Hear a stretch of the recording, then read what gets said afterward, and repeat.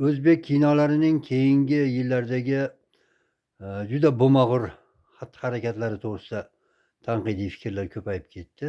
Men boshqa bir narsani aytmoqchiman.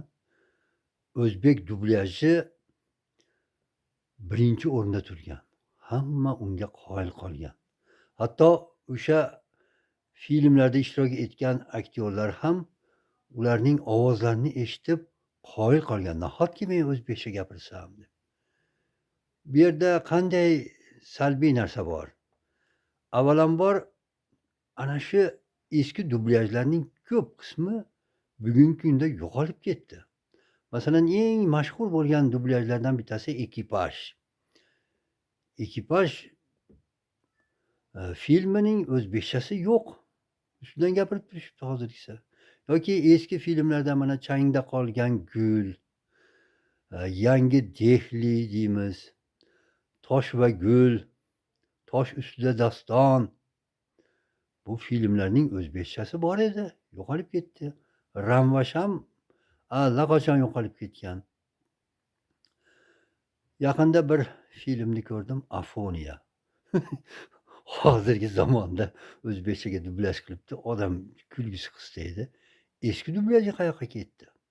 To'lqin Tojiyev, Vohid Qodirov, Diyas Rahmatovlar gapirgan o'sha "Afoniya" qayoqqa ketdi? Nima uchun yo'qoladi? Men hayron qolyapman. Mana shu 90-yillardan keyin juda ko'p dublyaj filmlar yo'qolib ketayotganligiga hayron qolyapman.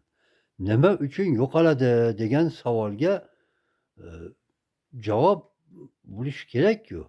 Demak, bu yerda loqaydlik bor. Eski filmlarning originalini, dublyajini saqlab qolisholmagan. Hayron qoladigan darajada. Demak, bu yerda loqaydlik, o'z ishiga mas'uliyatsizlik. Qanchadan qancha filmlarimiz bor edi. Nihoyat darajada zo'r filmlar. Masalan, o'sha Narimon Latipov gapirgan "Changda qolgan gul" filmi nima uchun yo'qolganligiga hayronman. Shunday ajoyib ovoz egalari, o'sha "Kashmirdagi sevgi", "Simladagi sevgi" degan bir filmlar bor edi. Keyin qarasam, ustidan gapirib turishibdi. Nima uchun yo'qoladi?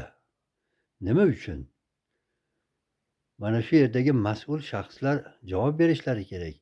Bunday ajoyib filmlarni qayta dublyaj qilgan bilan avvalgisiga yetmaydi. Demakki, faqatgina yaxshigina filmlar ishlab chiqarishdan tashqari, eski eng zo'r dublyajlarni ham saqlab qolish zarur ekan.